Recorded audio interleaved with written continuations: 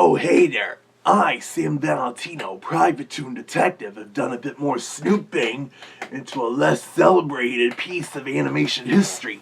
The earliest uses of digital coloring and compositing in hand-drawn animation, also known in the industry as digital ink and paint. The first known usage of it was way back in 1970 with a 1-minute short called The Apterisk and the Easter Bunny, using the Caesar computer animation system at the time. There were some other experiments with such technologies throughout the 70s, even using Scanimate, but the first more mainstream use of digitally colored cartoons came from not the Walt Disney Company, but from Hanna-Barbera Productions, where they used a computer system developed by Dr. Donald Greenberg and Mark Levoy in the very late 70s and early 80s. They first tried to sell such a system to the Walt Disney Productions to try and streamline producing their animated movies, but several of Disney's animators, including some of their 9 old men still working with them at the time, like Wooly Reitherman, Frank Thomas, and Ollie Johnson, turned it down, and understandably so, since the system was still a little primitive in some ways, especially compared to once Disney began digitally coloring their animated features in the 90s with their CAPS setup, known as the Computer Animation Production System. Also, Disney was still going through a rough spot during that time anyways, but Hanna-Barbera was more than willing to buy Greenberg and Levoy's computer system, since they were always looking for ways to streamline their mass cartoon production process, always looking for shortcuts. Heck, they even considered using Scanimate to produce some of their shows in the late 70s, but ultimately never went through with it. Feels like a forerunner to Flash or Toon Boom animation or whatever.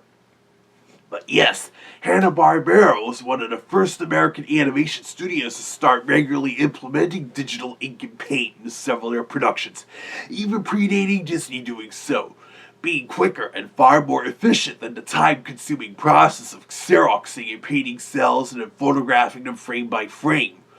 But they only used the computer system on roughly a third of the studio's output. One of their first such digitally colored productions were a couple episodes of the 1982 Pac-Man show, and even then the finished digital animation was still output onto 35mm film for the editing process, but it still had kind of a more vivid look than their cel-animated output at the time. Same with a couple of adverts Hanna-Barbera produced for the Royal Bank of Scotland in 1983. Then in 1984, Hanna-Barbera began having their digitally colored productions output onto video, and even edited that way, so they got even more vibrantly colored.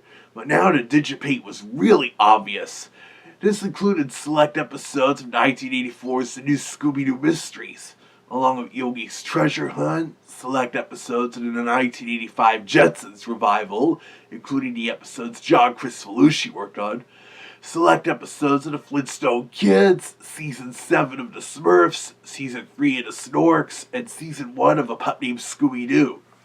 Hanna-Barbera's sister studio in the same lot at the time, Ruby Spears Enterprises, even used the same computer system on Season 2 of It's Punky Brewster's Saturday morning cartoon. It also got used on 2 Hanna-Barbera Superstars 10 TV movies, Yogi and the Invasion of the Space Bears, and Scooby-Doo and the Reluctant Werewolf. According to producer Tom Ruger, using the computer system allowed for the few retakes Hanna-Barbera generally needed to be quick and cheap. Of course, since this is still a fairly early digital ink and paint system, it wasn't perfect. Transitions look kind of cheesy, along with certain panning and zooming shots requiring some kind of multipaint effect, or even vehicles or whatever zooming in or out of the screen. But of course, as long as Hanna-Barbera was satisfied with results, it was good enough for airing on TV. In many cases, the Hanna-Barbera computer system would be used on productions that utilized multiple overseas animation subcontractors, like, say, an episode were animated in both Spain and Taiwan or something. Then the finished cleanup animation papers could be brought back to HB's Hollywood studio and then digitally colored and composited in-house to ensure everything looked consistent. This is also the case with the Scooby-Doo and the Reluctant Werewolf movie, with the animation being split between Wang Film Productions in Taiwan and HB's then new Filipino subsidiary, Phil Cartoons. Eventually, as things are getting rougher for the Hanna-Barbera studio in the early 90s and more processes were being outsourced, including telecine jobs, sound editing, and especially the animation processes, Hanna-Barbera eventually shipped their computer system overseas to Wang Film Productions, the Taiwanese studio I already mentioned. His Hanna-Barbera still had some ownership in it at the time, originally helping found the studio in 1978 to further help economize their production processes, even already having studios in Australia and Spain. Wang Film did use the computer system on a few productions they animated for Hanna-Barbera, such as certain episodes of Yo-Yogi and All Two Stupid Dogs, and even some productions outside of Hanna-Barbera, like a couple of those Buttons and Rusty specials from Encore Enterprises, select episodes of the 1993 Pink Panther animated series, the second Around the World with Willie Fogg series, select episodes of the first season of Marvel's 1994 Fantastic Four cartoon, several episodes of Nelvana's Tales from the Crypt Keeper animated series, even the Cheese Fist bumper on the Ren and Stimpy show.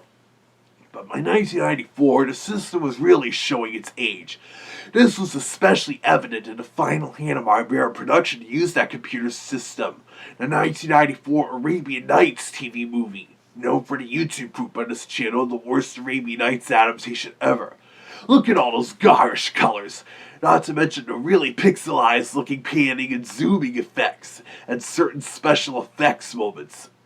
Ugh, no wonder Hanna-Barbera didn't want any of their output to use the computer system again afterward, especially if they were trying to emulate Warner Brothers animation the way Arabian Nights did, in an ironic sense of foreshadowing, along with Wang finally replacing that old Digipaint system around 1996 with a more modernized one, at a time when less than half the animated TV cartoons out there were now using digital ink and paint. Even The Simpsons wanted to switch to that production method in 1995, but after a few experiments with Digipaint, it took until 2002 when the show's production staff was satisfied with the results to make the permanent switch. And even when Arthur on PBS first started up, that was also digitally colored from the start. And initially, ACOM had a computer system very similar to the Hanna-Barbera one they used on the early Arthur episodes, since Dr. Donald Greenberg and Mark Levoy sold similar systems to some other animation companies, but lesser ones compared to Hanna-Barbera.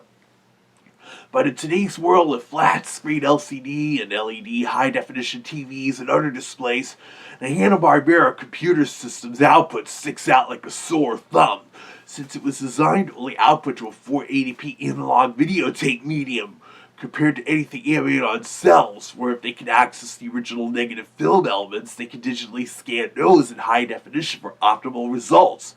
This is why the digitally colored episodes of the new Scooby-Doo movies look practically disgusting when aired on MeTV Toons nowadays. All video noisy and kind of blurred with an unnatural tint. This means that Warner Brothers wants to remaster such shows in high definition. Then they would need to upscale the 480p analog video elements. A few years back, they actually did just that with a pup named Scooby-Doo. But that was because only the first season was digitally colored. The show used cell animation. With those first season episodes, when upscaling them, they also applied some color correction and noise reduction. And while it's not perfect, they still do look noticeably better than a Boomerang or the old DVD releases. This is how the show is streamed on Tubi and HBO Max, and also how MeTV Toons airs the show when they run it as part of the Scooby-Doo cycle. I've also got a wild hunch, and with such a high-definition restoration done, a pup named Scooby-Doo may soon be released on Blu-ray somewhere down the line. I'd definitely buy a copy. But regarding Blu-rays, usually Warner Archive doesn't like releasing such upscale content. But when they put out the Hanna-Barbera Superstars 10 TV movies on Blu-ray a couple years ago, the 8-cell animated movies were restored from the original film elements as expected. But they had to upscale Yogi and the Invasion of the Space Bears and Scooby-Doo and the Reluctant Werewolf, and do some similar color correction and noise reduction jobs like on the Puppy Scooby-Doo remaster. As such, both those movies carry a disclaimer on the disc packaging and before the movie begins, letting the viewers know that an early Digipaint system and that they made every effort to improve the visual quality of the program. And while it's somewhat less optimal than the Putnam Scooby-Doo remaster, in several ways it does look better than a DVD of Boomerang. And of course, it's highly unlikely the original computer animation file still exists somewhere and probably won't work on modern systems, compared to Disney remastering their digital colored feature films from the 90s straight from the CAPS digital animation files, making the digital coloring really obvious but still pleasing to look at. This is also why, of course, we haven't gotten an HD remaster of the new Scooby-Doo Mysteries, or Yogi's Treasure Hunt, or the 1985 Jetsons episodes because of that computer system. The new Scooby-Doo Mysteries in particular would require extensive digital color correction and noise reduction in its upscale. But there you have it, the way Hanna-Barbera was even able to beat the Walt Disney Company to the punch when implementing digital coloring and compositing to streamline their hand-drawn animation production, even with the limitations of their computer system. A bold move in the whole animation industry at that time, let alone television animation. I hope you found this to be informative cartoon information, and so keep watching this channel to hear any more of my findings, like one I am still getting details on, and you should hear about it very soon, actually.